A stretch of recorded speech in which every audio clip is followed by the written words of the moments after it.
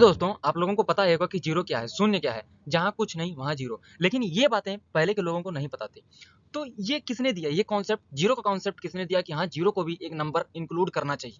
ये दिया गया महान भारतीय गणितज्ञों द्वारा, जो कि पहले के विदेशी ऐसा मानते हैं कि विदेशी बहुत आगे थे, गणित में बहुत आगे थे, विज्ञान में बहुत आगे थे। ऐसा नहीं है। हम लोगों को सच्चाई ये है कि हम लोगों को सच्चाई छिपाई गई है। एक्चुअल में सच्चाई क्यों छिपाई गई है? किसी भी अगर ज्ञान को प्रचार प्रसार करना है तो उसको फैलाना पड़ेगा, लोगों को समझाना पड़ेगा। लोग जब समझ रहे होंगे, पढ़ रहे होंगे, तब ये चीज़ें फैलने में आसानी होंगी। पहले क्या था, पढ़े लिखे तो थे लेकिन बहुत ही कम थे। लोगों को आडंबर, झूठ, भूत, प्रेत, देवता, देवी, ये सब चीज़ों को ज़्यादा मान्यता होती थी। इसलिए क्या कर होता था कि पहले के जो गणितज्ञ थे, वैज्ञानिक थे, साइंटिस्ट थे, वो धर्म से रिलेटेड लोगों को, यानी सूर्य भगवान है, ये मतलब हर एक कॉन्सेप्ट को लोगों को एक धार्मिक चीज़ों से जोड़ा, तो लोगों को समझ में आया और वहाँ से आडंबर बन गया। लेकिन हम आज सच्चाई क्या है जान के रहेंगे कि भारतीयों का विश्व के गणित में क्या योगदान है। तो ये दोस्तों शुरू करते हैं ये वीडियो। नमस्कार साथियों, मेरा नाम लक्ष्मण यादव और आज के हम इस वीडियो में जानेंगे what is the contribution of Indian mathematician in mathematics. तो आइए वीडियो शुरू करते हैं। वैसे तो कहा जाए कि भारतीयों का उस समय यानी पुराने समय में हर एक चीज़ में एक गहरा एक प्रभाव रहा है, एक बहुत ही बढ़िया योगदान रहा है। चाहे वो खगोल विज्ञान हो गया हो, चिकित्सा विज्ञान हो गया हो और दर्शन शास्त्र हो गया हो, व्यापार हो गया हो, हर एक चीज़ में अपने सीमा पे मतलब आगे थे। लेकिन हुआ क्या कि जो विदेशी थे उनकी नज़र में ये यहाँ की अपार संपदा पड़ी हुई थी, जिसको उन्होंने साम दाम दंड भेद से अपनाना चाहा, उसका गलत उपयोग करना चाहा, उसके ऊपर हथियाना चाहा। तो यहाँ के लोगों के ऊपर अत्याचार कर जुल्म कर करके धन तो ले ही गए, लेकिन जो यहाँ की ज्ञान थी जिसका कोई मूल्य नहीं था उसको भी ले गए। और यहाँ की जो पुरानी यूनिवर्सिटियाँ हैं, नालंदा यूनिवर्सिटी और तमाम ऐसी यूनिवर्सिटी रही हैं, उनका उन्होंने तहस नहस कर दिया। वहाँ के जो ग्रंथ थे, वहाँ के जो लेख थे, उसका भी उन्होंने दुरुपयोग किया, जला दिया और उसका ले जा करके ट्रांसलेट किया और पूरी दुनिया में बताया कि हमारे पास हम कितना नॉलेज है। लेकिन सच्चाई ये थी कि वो हमारी ही ज्ञान थे, यहीं से ये सब चीज़ें लेकर के गए थे। तो हुआ क्या कि लोगों को विश्वास भी नहीं पड़ता कि ये चीज़ें भारतीयों द्वारा दी गई, लोग मानते ही नहीं। आइए जानते हैं कुछ ऐसे ही रोचक चीज़ें और सच्चाइयाँ जो भारतीय गणितज्ञों द्वारा दी गई। और आप लोग जानते ही होंगे, योग योग पूरी दुनिया में इस समय फैल रहा है। क्यों? क्योंकि दुनिया सच्चाई को सामना कर रही है। अब सच्चाई ये है कि तमाम प्रकार के व्याधियाँ, रोग, विभिन्न प्रकार के समस्याएं आ रही हैं, तो उसका उपाय क्या है? योग है। प्रकृति के साथ जुड़िए, ईश्वर के साथ जुड़िए, नेचर के साथ जुड़िए, स्पिरिचुअलिटी के साथ जुड़िए। खैर, आज के इस वीडियो में हम ये सब बातें नहीं करेंगे। आज के वीडियो में हम गणित का क्या योगदान है, यानी गणितज्ञों का क्या योगदान है भारत में, उसका हम वीडियो शुरू करते हैं। मैथमेटिक्स है, ये भारतीय यानी इंडियन सब कॉन्टिनेंट, यानी जो भारत के सटे देशों में है, यहाँ से विकास हुआ। क्योंकि भारत उसमें अलग तो था नहीं, तो उसको इंडियन सब कॉन्टिनेंट यानी भारतीय उपमहाद्वीप कहा जाता है। यहाँ से गणित, विज्ञान, दर्शन शास्त्र, योग और तमाम सारी चीज़ें फैली और ये सब आप लोग देख ही सकते हैं। लेकिन ये जो मैथमेटिशियन है, हम एंशियंट यानी पुराने जो मैथमेटिक्स है, मैथमेटिशियन है, उनकी हम बात करेंगे।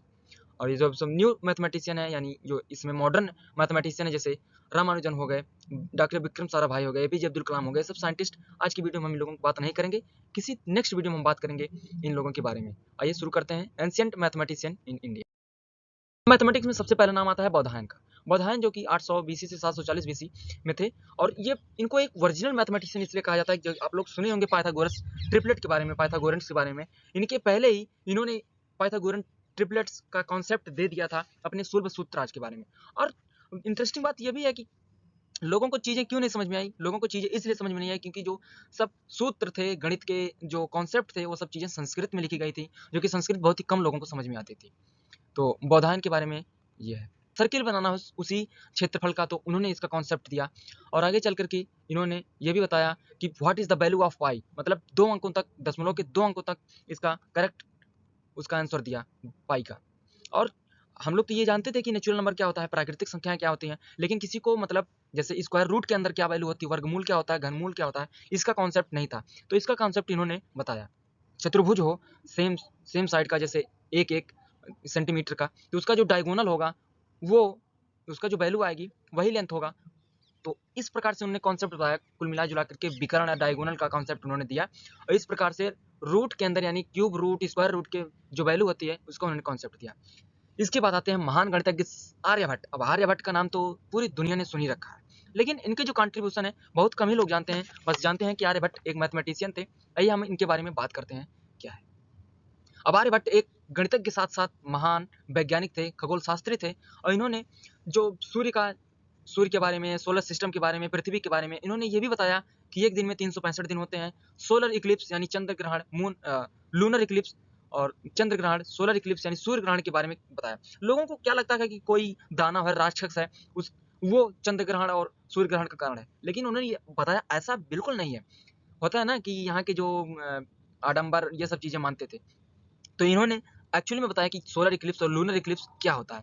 एक्चुअली में ये जो सूर्य ग्रहण और चंद्र ग्रहण है, ये दो ग्रहों के बीच में जब कोई तीसरा ग्रह आता है, उसकी परछाई जब पड़ती है तो सूर्य का प्रकाश डायरेक्टली नहीं पड़ पाता है, वहां पे आता है ग्रहण। और इन्होंने ये भी बताया कि सभी ग्रह यानी पृथ्वी को लेकर के सभी ग्रह सूर्य का चक्कर लगाते हैं लेकिन ये लोगों को नहीं पता था। लोग ऐसा मानते थे कि पृथ्वी का चक्कर सभी लोगों को बताते हैं। पृथ्वी ऐसा लगता है ना कि ये सूर्य मूव कर रहा है पूरब से पश्चिम, चंद्रमा मूव कर रहा है इधर से उधर, ऐसा इन्होंने बताया कि ऐसा नहीं है। तो ये सब कॉन्सेप्ट इन्होंने दिया और इन्होंने अपनी एक कृति लिखी जिसका नाम था आर्यभट्टिया, और इसमें इन्होंने बताया तमाम जो स्क्वायर रूट, क्यूब रूट और ट्रिगोनोमेट्री, जियोमेट्री, एस्ट्रोनॉमी, इन सब के बारे में विस्तार से बताया।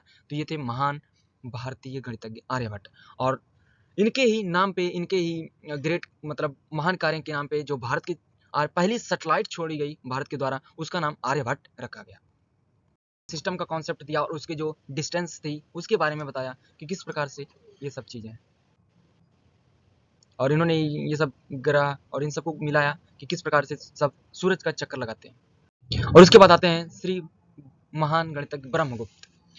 अब ब्रह्मगुप्त का जन्म 598 ईस्वी में हुआ, और सबसे क्रांतिकारी चीज ये है कि इन्होंने जीरो का कॉन्सेप्ट दिया। आर्यभट्ट के पहले ही इन्होंने जीरो का कॉन्सेप्ट दे दिया, और इन्होंने चक्रीय चतुर्भुज के बारे में बताया, और इन्होंने क्वाड्रेटिक इक्वेशन का जो सोल्यूशन होता है इस प्रकार से इन्होंने बताया। और इनकी एक कृति है ब्रह्मस्फुट सिद्धांत, जो कि सब चक्रीय चतुर्भुज और जो गणित के इनको द्वारा जो दिए गए कंट्रीब्यूशन है इस बुक में इन्होंने बताया है ब्रह्मस्फुट सिद्धांत। और उसके बाद आते हैं महान गणितज्ञ श्री भास्कराचार्य। अब भास्कराचार्य का जन्म 1114 ईस्वी में हुआ था, बीजापुर में यानी कर्नाटक में हुआ था, और इन्होंने एक बुक लिखी जिसका नाम था सिद्धांत शिरोमणि। अब सिद्धांत शिरोमणि के 4 हिस्से थे, जिसका नाम था लीलावती। इसमें अरिथमेटिक यानी अंक गणित के बारे में, अंकों का इन्होंने विस्तार से अध्ययन किया, मतलब उसके बारे में वर्णन किया। उसके बाद आता है एलजेब्रा, उस एलजेब्रा यानी बीजगणित। उस तीसरी आती है गोलाध्याय। गोलाध्याय यानी स्फीयर का स्टडी, इन्होंने स्फीयर का जिक्र यानी स्फीयर का वर्णन इन्होंने विस्तार से किया, यानी सर्किल का और स्फीयर का इन्होंने विस्तार से उसका वर्णन किया। और उसके बाद आता है गृह संग्रह, यानी जो अब ये खगोल शास्त्री भी थे, ऐसा नहीं है केवल मैथमेटिक्स, इन्होंने खगोल शास्त्र, खगोल विज्ञान में भी अनेक कंट्रीब्यूशन दिए हैं। और लीलावती का इंग्लिश में अनुवाद जेम्स टेलर नाम के एक महान गणितज्ञ ने इसका इंग्लिश में अनुवाद किया और पूरी दुनिया को बताया कि ये है महान भास्कराचार्य। इन्होंने इनकी कंट्रीब्यूशन को पूरी दुनिया के सामने रखा और बताया कि ऐसे ऐसे महान गणितज्ञ इंडिया में हैं जो लोगों को नहीं पता है। और जैन महागुरुओं ने भी इंडियन मैथमेटिक्स में भी बहुत ज्यादा योगदान दिया है। उसमें एक नाम आता है महावीरचार्य का। और महावीरचार्य अब ये 9वीं शताब्दी के बहुत ही बड़े गणितज्ञ थे। इन्होंने ही एलसीएम का कॉन्सेप्ट दिया, जो कि एक इंटरेस्टिंग बात आप लोगों को बता दें कि एलसीएम का कॉन्सेप्ट यूरोप में 15वीं से 17वीं शताब्दी में जिक्र हुआ, लेकिन इन्होंने 9वीं शताब्दी में ही बता दिया था एलसीएम का कॉन्सेप्ट। और इन्होंने एक कॉम्बिनेशन का कॉन्सेप्ट दिया, कॉम्बिनेशन यानी संचय। अब कॉम्बिनेशन 11th 12th के बच्चे जानेंगे, जो जूनियर बच्चे होंगे वो नहीं जान पाएंगे। कॉम्बिनेशन आप लोगों को बता दें, अगर हमारे पास 20 लोग हैं और 20 लोगों में से 11 लोगों की टीम बनानी है, तो 11 लोगों को किस प्रकार से चुन सकते हैं, ये जो कॉन्सेप्ट आता है, ये जो गणित यहाँ पे लग रही है, इसका नाम है कॉम्बिनेशन। और कॉम्बिनेशन और परम्यूटेशन ये 11th 12th के बच्चे पढ़ते हैं, तो आप लोग इतना ही जान लीजिए।